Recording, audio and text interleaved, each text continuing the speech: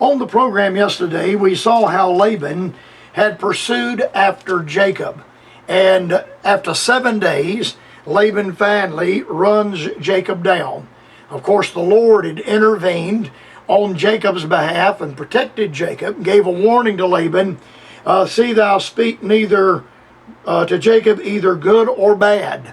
He warned him concerning his vitriol and what he would say to Jacob, and Laban is given this warning. And finally, after the search is made for the idols and that Rachel had taken and none had been found, finally Jacob responds, and Jacob was wroth and chode with Laban. And Jacob answered and said to Laban, what is my trespass? What is my sin that thou hast so hotly pursued after me? Whereas thou hast searched all my stuff, what hast thou found of all thy household stuff? Set it here before my brethren and thy brethren, that they may judge betwixt us both. This 20 years have I been with thee, thy ewes and thy she-goats have not cast their young, and the rams of the flock have I not eaten. That which was torn of beast I brought not unto thee, I bear the loss of it. Of my hand didst thou require it, whether stolen by day or stolen by night. Thus I was in the day, the drought consumed me, and the frost by night. My sleep departed from mine eyes. Thus have I been 20 years in thy house, served thee 14 years for thy 2 daughters, and 6 years for thy cattle, and thou hast changed my wages 10 times. And except God, the God of my father, the God of Abraham, and the fear of Isaac, had been with me, surely thou hast sent me away now empty. God hath seen mine affliction and the labor of my hands, and rebuked thee yesternight. And I felt like it was important for you and me to see these final closing statements that are made by Jacob in this matter. And tomorrow, the Lord willing, we'll move on into the next instance that we find the angel of the Lord. There was a bit of candor between Laban and Jacob. While Jacob was in Haran, he labored there for 20 years. But that candor in Haran led to a violent and a passionate outbreak in Mount Gilead. And I think you and I can learn a lesson at that particular point. I am a Southerner. I'm from the South. I have 7 grandfathers buried in the state of South Carolina. I appreciate Southern hospitality. But sometimes Southerners can have such candor, the one with the other, that sometimes we don't speak our mind. And by not speaking our mind or laying down the ground rules or the parameters, sometimes results in an outbreak. There's a terrible outbreak because early on there was a lack of frankness and a lack of a candor. And because of this, sometimes the storms break out, and the storms break out rather violently. Now, Jacob had made this statement. He said, if you find, Laban, if you find your idols with anyone in my home, let that individual die. Now, Jacob didn't know that Rachel had stolen those idol gods, but Jacob unconsciously pronounced the sentence of death on Rachel because Rachel dies soon after this while giving birth to Benjamin. And the son of my sorrow, it's interesting. I don't know that Jacob knew anything about pronouncing a prophecy against Rachel, a prophecy against his wife, but it turns out that he certainly did. And Rachel is the next one in the household that dies. So there is hostility between Laban toward Jacob. And I'm positive that Laban would have sent Jacob out just like he came in. Jacob came in with only the clothes on his back. And if Laban had his way about it, he would have sent Jacob out with only the clothes on his back. He would have used and abused his labor for 20 years. The Bible declares that the laborer is worthy of his hire. And James pronounces a woe on those that have the ability to pay the laborer and do not, but they keep their pay back and withhold their pay when they could pay their bills and they don't. It's wrong as it can be for you and me to employ people and then not pay them.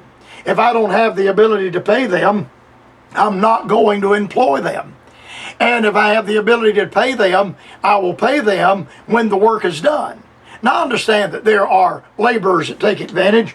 I've known of people that have given like a deposit on some work to be done, and they give an upfront deposit to buy materials and supplies, and the laborer would run off with the money and never come back. I recognize, I know this goes both ways, but I'm talking to born-again believers.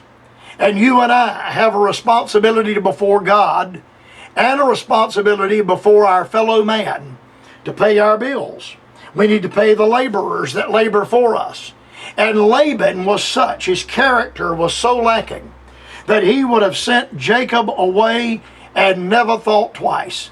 He would have sent him away without his children. He would have sent him away without the cattle he had raised. He would have sent him away without his wives. In fact, it is my firm opinion that Laban had gone to kill Jacob, and the Lord intervened. The Lord interceded on behalf of the man Jacob.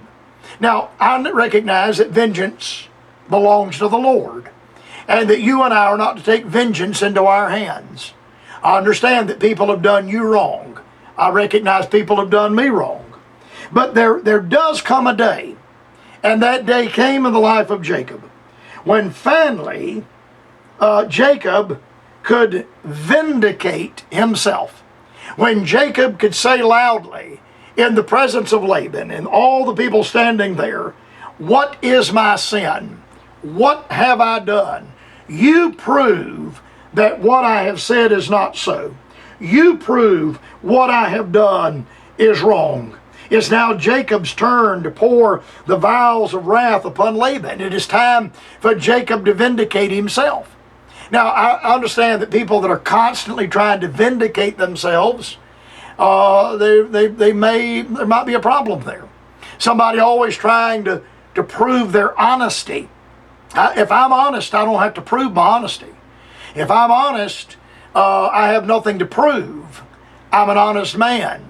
You can call the radio stations, ask them whether or not I pay my bills, ask them whether or not I pay my bills in a timely manner. Look at my credit score and see if I don't pay my bills. I don't have to prove to any man my honesty.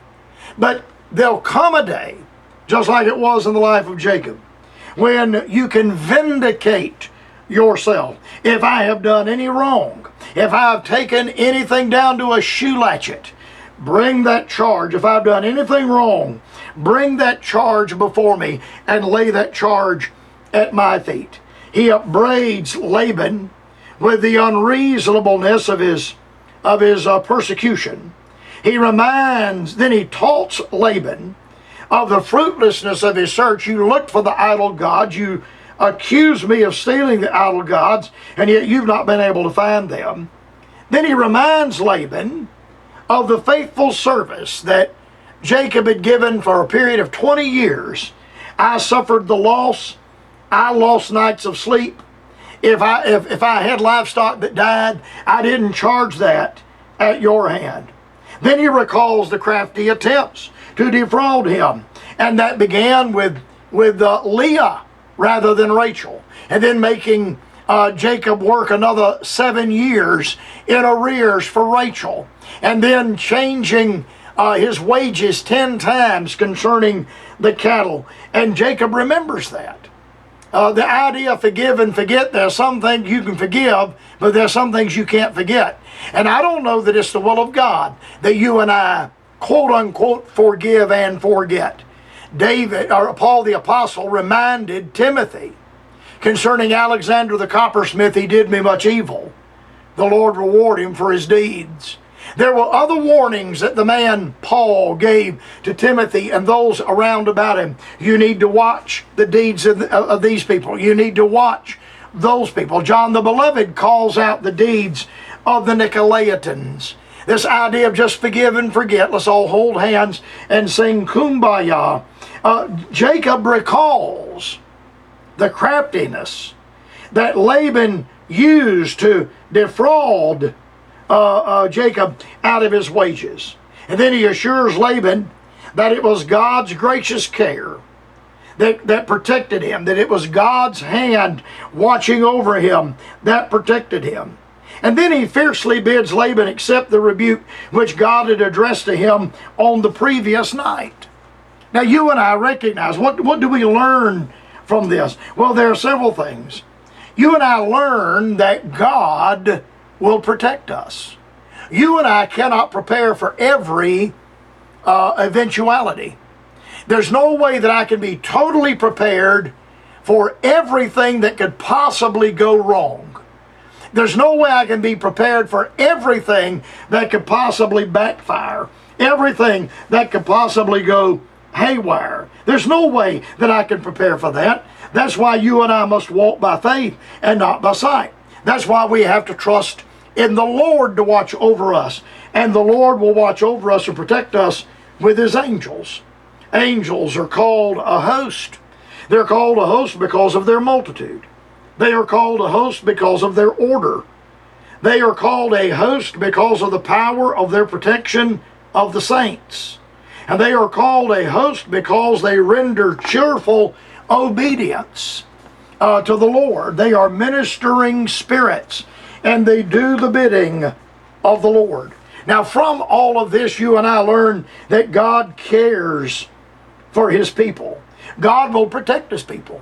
And God interceded on Jacob's behalf before Laban and told Laban, keep your mouth shut. Then we learn from this the miserable outcome of a worldly life. The way of a transgressor is hard. And Laban, after 20 years, is no better off than he was 20 years before. Then you and I learn the effectiveness of a soft answer turning away wrath. Jacob's first response was to agree with thine adversary quickly. Agree with thine adversary quickly. But then we have the difficulty of restraining angry speech, which bounds. And both Laban and Jacob broke out into angry, heated, hostile speak. We find the folly of idolatry and the loss of Laban's gods, and Laban trying to find his lost gods. If you have to find a lost god, that's not much of a god as far as I am concerned. And then we see the evil of parental training, because Rachel learned from her daddy and then stole from her daddy. And then we see that there's a covenant made between Laban and between Jacob, this covenant that they would no longer do harm one to another. It's been a joy to be with you. God bless you until the broadcast on tomorrow.